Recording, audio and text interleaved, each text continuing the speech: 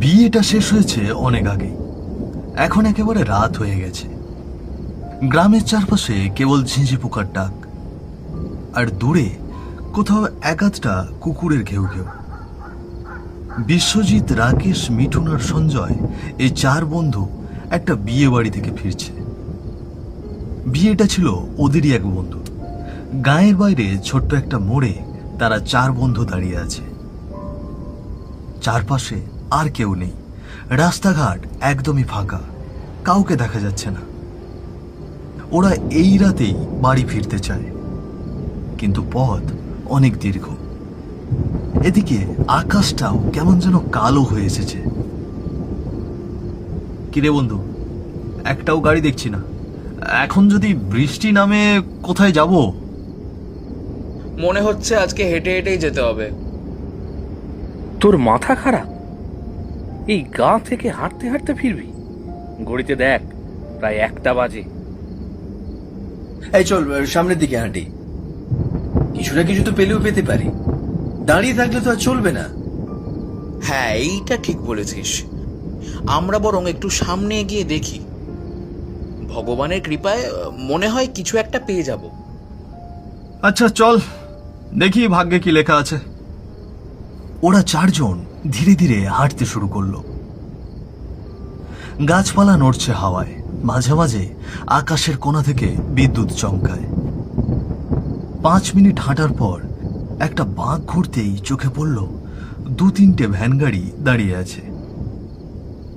আশপাশে মানুষজন নেই বললেই চলে। শুধু একটা ভ্যানের কাছে দাঁড়িয়ে আছে এক মাঝবয়সী লোক, ধুতি গায়ে, গায়ের রং কালচে, চোখে যেন অদ্ভুত একটা চাহনি। তারা 1 পা 2 পা করে ভ্যানওয়ালার কাছে গেল। ভ্যানের গায়ে উঠে বসার আগেই ওরা একটু থামলো ভ্যানওয়ালার সাথে দাম দর ঠিক করবার জন্য। তারা অনেকটা আশা নিয়ে ভ্যানওয়ালার কাছে গেছে। কাকু যাবেন? আমরা ওই গাঁয়ের দিকেই যাব। পথে পড়বে খেজুরডাঙ্গা, তারপরেই আমতলা। আমরা খুব বিপদে পড়েছি কাকু, আমাদেরকে দয়া করে নিয়ে যান। ও পথে আজ যাওয়া ঠিক হবে না বাপ। ও পথে মাটি রাগ করে থাকে, রাস্তাও কাঁদে। মানে মাটি আবার রাগ করে থাকে? কাকু যাবেন না তো বলুন, আমরা অন্য ভ্যান দেখে নিচ্ছি। যাব যাব, আমি তো যাত্রী ফিরাই না। শুধু বললাম আজ রাস্তা কেমন জানি ফিস ফিস করছে। ঠিক আছে, তোমরা ওঠো। না রে, এই লোকটা কেমন জানি অস্বাভাবিক। আমরা এই গাড়িতে না উঠি। আরে আমার কথা শোন, এই সময় আর কোথাও গাড়ি পাবো না। একটা মানুষ অদ্ভুত হতেই পারে, তাতে তোর কি? আরে গাড়িটা তো ঠিক আছে। উঠে পড়, বেশি কল্পনা করিস না এখন। মাথায় রাখ, বাড়ি পৌঁছানো দরকার। মিঠুন কিছু বলার চেষ্টা করলো, কিন্তু বাকিরা তাকে চেপে ধরল। শেষমেশ সেও উঠে পড়ল ভ্যানে। ভ্যান চালক কড়কড় শব্দ তুলে ভ্যান চালাতে লাগলো, আর আকাশে আবার বিদ্যুৎ চমকালো। ধান ক্ষেতের পাশ দিয়ে চলে গেছে সরু একটা রাস্তা। ভ্যান গাড়িটা সেই রাস্তাতেই চলতে শুরু করলো। চারপাশে গা ছমছমে নিস্তব্ধতা। হঠাৎ সামনে দেখা গেল বিশাল একটা ফাঁকা মাঠ। ওইটা আবার কি জায়গা রে? এই মাঠের নাম তেপান্তরের মাঠ। বহু আগের মাঠ, বহু কিছু ঢেকে রাখে এই মাটি। তেপান্তরের মাঠ, নামটা কেমন অদ্ভুত রে। চুপ কর না, বেশি কথা বলিস না, চুপ করে বস। ভ্যানটা ধীরে ধীরে সেই মাঠের পাশ দিয়ে চলতে লাগলো, আর তখনই হঠাৎ আকাশ কেঁপে উঠল এক বিকট গর্জনে। মুহূর্তেই বৃষ্টি নামলো মুষলধারে। ভ্যানে ছাউনি নেই বলে তাদের গা পুরোপুরি ভিজে যাচ্ছে। তেপান্তরের মাঠ যেন ঘন অন্ধকারে ঢেকে গেছে। বৃষ্টি, হাওয়া, বিদ্যুতের আলো সব মিলিয়ে চারপাশ ভয়ানক অস্বস্তিকর। এমন সময় হঠাৎ করে বিশ্বজিৎ চোখ টিপে সামনে তাকিয়ে দেখল মাঠের এক কোণায় অন্ধকারের ভেতর ছাউনি দেওয়া কিছু একটা দেখা যাচ্ছে। দূর থেকে অস্পষ্টভাবে চোখে পড়ে। ওই দেখ, ওই মাঠের শেষ কোণায় একটা ছাউনির মতো কিছু দেখা যাচ্ছে। একটু দাঁড়াই ওখানে, না হলে তো ভিজেই যাব। হ্যাঁ রে, ভ্যানে তো ছাউনি নেই, ওখানে গেলেই বাঁচা যায়। না না না, ওখানে যেও না, ওই জায়গাটা ভালো না। চারজন বন্ধুই চমকে তাকালো ভ্যান চালকের দিকে। তার অদ্ভুত কথাবার্তা তারা শুরু থেকে শুনে আসছে। আপনি আবার শুরু করলেন, সব জায়গায় খারাপ। দেখুন, আমরা এখন ভিজে ভিজেই ঠান্ডায় মরবো। ওখানে একটা ছাউনি আছে, আপনি না গেলে থাকুন, আমরা ছাউনির নিচে গিয়ে দাঁড়াই, তারপর বৃষ্টি কমলে না হয় বেরিয়ে আসবো। আপনার যা টাকা হয়েছে সেটা আমরা দিয়ে দেবো, এতে কোনো চিন্তা নেই। এত টাকা দিতেছে, আমি থাকি, যাই হোক গে যাক। ঠিক আছে, যান, আমি গাড়ির কাছে থাকি, বৃষ্টি থামলেই না হয় রওনা দিব। তারা চার বন্ধু দূরে ছাউনির নিচে চলে গেল। ছাউনিটা আধ ভাঙা, কিন্তু মাথার উপর একটু ছাউনি পেয়ে ওরা দাঁড়িয়ে পড়ে। কিন্তু একটু পরেই ওরা বুঝতে পারে আশ্রয় যেখানে নিয়েছে ওটা কোনো সাধারণ জায়গা নয়। চারপাশে ছড়িয়ে আছে কালচে কাঠ আর কয়লা। ধূপকাঠির গন্ধের সাথে মিশে আছে একটা পচা মাংসের গন্ধ। এরই মধ্যে এই রাতের বেলা ভয়ঙ্কর শকুনের ডাক শোনা যায়। এই বিশ্বজিৎ, তুই গন্ধটা পাচ্ছিস? মনে হয় ধূপ আর মাংস মিলে কেমন একটা অদ্ভুত গন্ধ, তাই না? হ্যাঁ রে, আর এই কয়লাগুলো দেখ, এত সব মাটির নিচে আধা চাপা। এটা মনে হয় শ্মশান ঘাট। আরে শ্মশান হলে কি, দেখে তো পরিত্যক্ত লাগছে, অনেকদিন ধরে কেউ আসেওনি বোধ হয়। তবুও মিঠুন, মনটা কেমন যেন ছ্যাদ করে উঠছে, কেমন একটা লাগছে রে আমার। চল চল, আমরা এখন এখান থেকে উঠে পড়ি। চারজন বন্ধুর মধ্যে একটা চাপা অস্থিরতা জমে উঠল। তবু মিঠুন বলল, বৃষ্টি তো থামেইনি, আর একটু দাঁড়াই, তারপর না হয় চলে যাব। পুরনো জায়গা হতে পারে, কিন্তু এখন তো কিছু হচ্ছে না। কেউই তখন জানতো না ওদের নিচে পড়ে থাকা কয়লার ভেতর এখনো লুকিয়ে আছে কিছু না বলা কথা। চারপাশ নিস্তব্ধ, মাঝে মাঝে কেবল হাওয়ার শব্দে কেঁপে উঠছে দূরের গাছপালা। একটা অদ্ভুত অনুভূতি, যেন কেউ পাশে আছে অথচ দেখা যাচ্ছে না। হঠাৎ একটা হালকা ঠকঠক শব্দ, কেউ যেন পেছনে হেঁটে চলেছে। ওরা চারজন দাঁড়িয়ে ভয়ে কাঁপতে থাকে। মাথার ওপর ছাউনির চালা থেকে এক ফোঁটা জল সঞ্জয়ের গলায় পড়ে। তোরা কিছু শুনলি? মনে হচ্ছে কেউ হাঁটছে পাশ দিয়ে। চুপ কর চুপ কর, আবার এই শব্দটা। এটা কি হাড়? এই যে দেখ, কার যেন হাড় পড়ে আছে ঘাসের পাশে। তারা সবাই দেখল একটা হাড় সোজা মাটির ওপর পড়ে আছে। বৃষ্টিতে ভেজা মাটি হালকা নরম, তার গায়ে আধা পচা গন্ধ লেগে রয়েছে। তার পাশে আরো কিছু ছড়িয়ে আছে, একটা মাংস পিণ্ডের মতো কিছু অংশ, কঙ্কালের ছোট ছোট টুকরো। টিনের ছাউনি হঠাৎ করে খটখট করে নড়ে উঠল। তারপরে একটা কুকুর কাঁদার মতো আওয়াজ দিয়ে হঠাৎ দূরে ঘেউ ঘেউ করে ডেকে উঠল। তারা ভয়ে ঘামতে থাকে। হঠাৎই টিনের ভাঙা অংশ ঝুপ করে পড়ে গেল ওদের পাশে। সঙ্গে সঙ্গে চারজনই একসাথে চমকে উঠল। এখান থেকে চল রে, এখানে থাকাটা একদম ঠিক না। বৃষ্টি একটু কমেছে, চল ভ্যানের কাছে যাই, আমি আর এক মুহূর্ত দাঁড়াতে পারছি না। চারজন ছাউনির নিচ থেকে বেরিয়ে ছুটে গেল সেই জায়গায় যেখানে কিছুক্ষণ আগেই তাদের ভ্যান দাঁড়িয়েছিল। তারা গিয়ে দেখে ভ্যান ওখানেই ছিল, কিন্তু ভ্যান চালক নেই। এইটা কিভাবে সম্ভব? লোকটা গেল কোথায়? এখানেই ছিল, কই গেল? কাকু, কোথায় গেলেন? হাসি ঠাট্টা বাদ দেন কাকু। আপনি না বলেছিলেন বিপদ হবে, এখন আপনি কোথায়? কেউ সাড়া দিল না। চারিদিক শুনশান, শুধু ঝিরঝিরে বাতাস। ভ্যান দাঁড়িয়ে আছে কাদার ওপর, এক পাশে চাকার দিকে অর্ধেকটা ধসে গেছে, সিটের পলিথিনে পানি পড়ছে টিপটিপ করে। লোকটা নেই, চিহ্ন নেই, পায়ের ছাপও নেই।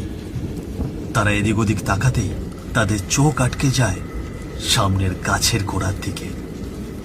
একটু একটু করে পরিষ্কার হচ্ছে সেটা একটা মানুষের লাশ। আরো ধীরে ধীরে স্পষ্ট হয় ওটাই ভ্যান চালক। ওর শরীরের চামড়া ছেঁড়া, বুকটা খোলা, হাড়গোড় বের হয়ে আছে। মুখটা এমন ভাবে ছিঁড়েছে যেন কেউ কামড়ে ছিঁড়ে নিয়েছে।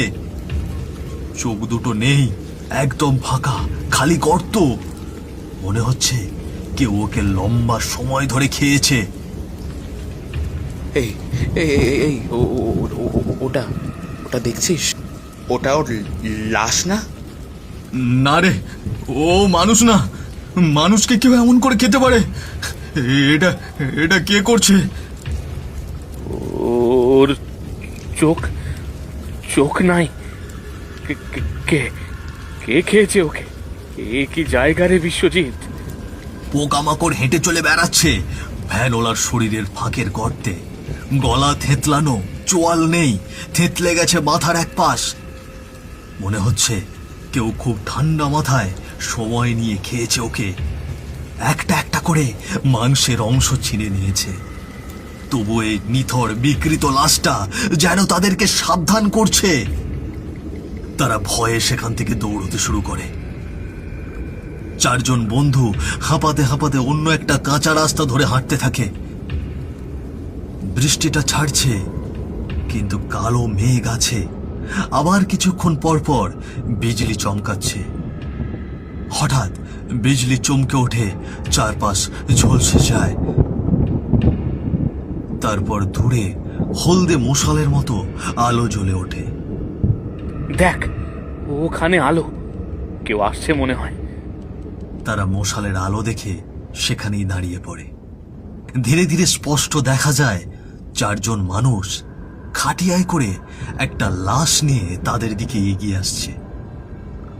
কিন্তু অন্ধকারে তাদের মুখ ঠিক একটা বোঝা যাচ্ছিল না। মশাল হাতে থাকা লোকগুলোর সামনে হঠাৎই বাজ পড়ে, আর সেই আলোয় লোকগুলোকে দেখে চমকে ওঠে চার বন্ধু। মশাল হাতে যে লোকগুলো লাশ নিয়ে যাচ্ছে এরা আর কেউ না, ওরা নিজেরাই। বিশ্বজিৎ, সঞ্জয়, মিঠুন আর রাকেশের মুখ। দেখ দেখ, ওদের আমাদের মতো লাগছে রে, আমাদের মতোই দেখতে সব লোক। চারজন এক দৃষ্টে তাকিয়ে থাকে, গলা দিয়ে আওয়াজই বেরোয় না। হঠাৎ খাটিয়ায় শুয়ে থাকা লোকটা উঠে বসে। মশালগুলোর আলো পড়তেই দেখা যায় এই সেই ভ্যান চালক যে কয়েক ঘন্টা আগেই মারা গিয়েছিল। তার মুখ বিকৃত, চোখ দুটো কালো গর্তের মতো। কই যাবি রে? ফেরার রাস্তা নাই। চল রে, দীপান্তরের মাঠে চল। চারিদিকে মশালওয়ালা লোকগুলো একসঙ্গে বলতে শুরু করে, চল চল, যাবি না, কেউ দেখতে পারে না। চল আমাদের সাথে, মাঠে চল, দীপান্তরের মাঠে চল। তাদের শব্দে চারপাশটা যেন কেঁপে ওঠে। চারিদিকের অন্ধকার হঠাৎ যেন আরো গাঢ় হয়ে যায়। চারজন কাঁপতে কাঁপতে একে অপরের গায়ে জড়িয়ে পড়ে। তাদের মুখ দিয়ে শব্দ বের হয় না, ঠোঁট কাঁপে, চোখ কোঠর থেকে বেরিয়ে আসতে চায়। হঠাৎ তারা সবাই একসঙ্গে মাটিতে লুটিয়ে পড়ে। তারপরে নিঃশব্দ অজ্ঞান হয়ে যায়। ভোরের আলো ফুটেছে, চারপাশে পাখির ডাক শোনা যায়।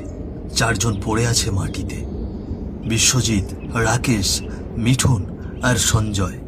হঠাৎ প্রথমে বিশ্বজিতের চোখ খুলে যায়, ধীরে ধীরে বাকিরা উঠে বসে। এই আমরা আমরা কোথায় আছি রে? গত রাতে তো আমরা ওখানে ছিলাম, খাটিয়ার কাছে। হ্যাঁ রে, খাটিয়ার ওপর লোকটা উঠেই হাসছিল। তারপর মনে হলো চল চল মাঠে চল, সবাই একসাথে বলছিল। মনে হলো আমার আর তারপরে কিছুই মনে নেই। আমার কিছু মনে নেই, সব ঘোলাটে। তারা টলমল করে উঠে দাঁড়াতেই দেখতে পায় ভ্যান চালক ভ্যানের কাছেই দাঁড়িয়ে আছে। তারা দৌড়ে ভ্যান চালকের কাছে যায়। এই যে কাকা, আপনি তো গতকাল এখানে পড়েছিলেন লাশ হয়ে। কি বলে? আপনাদের মাথায় সমস্যা হয়েছে বুঝি? কাল রাত ভোর আমি ভ্যান নিয়ে দাঁড়াইছিলাম ওই রাস্তার ধারে, কতক্ষণ অপেক্ষা করলাম, কিন্তু আপনারা তো এলেনই না। মানে? আমি আবার কয়েকবার মাঠের দিকেও এসে দেখেছি আপনারা ওদিকেও নেই। তারপরে ভয়ে বাড়ি চলে গেছিলাম। আমরা যে রাস্তায় আপনার লাশ পড়ে থাকতে দেখলাম, তার কি হবে? আমি আগেই বলেছিলাম এইখানে আসা একদম ঠিক না, এইখানে আসা বিপজ্জনক। যারা আসে তারা আর কখনো বেঁচে ফিরতে পারে না। তোমরা কিভাবে বেঁচে ফিরেছো সেইটা আমি জানি না, তবে এইটা মনে হয় না স্থায়ী হবে। সূর্য এখন অনেক উপরে উঠেছে। তেপান্তরের মাঠের শ্মশানঘাটের চারপাশটা একেবারেই নীরব। বিশ্বজিৎ, রাকেশ, মিঠুন আর সঞ্জয় ধীরে ধীরে প্রস্তুতি নেয়। এবার তারা বাড়ি যাবে। চল, আর না, সবাই বাড়ি যাই। আমার শরীর কেমন কাঁপছে রে। তবে রাতের সেই সব কিছু, ওগুলো ওগুলো কি সব স্বপ্ন ছিল? একমাত্র ভগবানই জানে আমাদের সঙ্গে কি হয়েছিল। তারা সেই ভ্যানে চড়েই বাড়ির পথে রওনা দেয়। ভ্যানটা চলতে চলতে গ্রামের রাস্তায় মিশে যায়। সন্ধ্যার পর থেকেই চারজনেরই শরীর খারাপ হতে শুরু করে। প্রচন্ড জ্বর, ঘরের চারদিকে স্তব্ধতা। একটা কেরোসিন বাতি জ্বলছে মৃদু আলোতে। খাটে শুয়ে আছে বিশ্বজিৎ, রাকেশ, মিঠুন আর সঞ্জয়। চারজনের গা থেকে যেন আগুন বের হচ্ছে। ঘামে ভিজে গেছে বিছানা। চোখে মুখে আতঙ্ক, ভয়ের ছাপ। ভগবান, মাথার ভেতরটা যেন ছিঁড়ে যাচ্ছে, যেন কেউ আমার খুলিটা ফুচিয়ে ধরছে। ওই মাঠ থেকে আসার পর থেকে কার যেন নিঃশ্বাস গায়ে লাগছে। আমি আমি তাকাতে পারছি না। ওরা ওরা আমাদের ছাড়বে না। আমার আমার আমার হাত পা ছিঁড়ে যাচ্ছে। আমার আমার মনে হচ্ছে আমার পায়ের আঙুলগুলো কেউ কেটে নিচ্ছে। আমি আমি আর পারছি না। মারে। আমাদের আর বেশি সময় বাকি নেই। মরে গেলাম। ও ভগবান!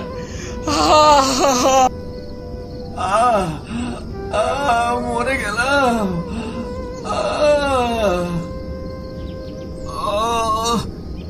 মরে গেলাম। চারজনেই হঠাৎ আর্তনাদ করে ওঠে। শরীরটা বাঁকা হয়ে যায়, চোখগুলো ফেটে বেরিয়ে আসে রক্ত। বুকের হাড় যেন ভেঙে যাচ্ছে ভেতর থেকে। কেমন জানি কড়কড় করে শব্দ। কেউ যেন অদৃশ্য হাত দিয়ে ভেতর থেকে সবকিছু ছিঁড়ে নিচ্ছে নিঃশব্দে। ওরা ফিরে এসেছিল ঠিকই, কিন্তু যাদের দেখে এসেছিল তারা ওদের আগেই নিয়ে গেছিল। তাদের নিষ্প্রাণ শরীর পড়ে থাকলো খাটে। এমনি এমনি সেই খাটের সঙ্গে যেন তাদের পিঠ লেগে গেল। এইভাবেই কিছু অদৃশ্য আত্মা তাদেরকে চিরকালের জন্য টেনে নিল।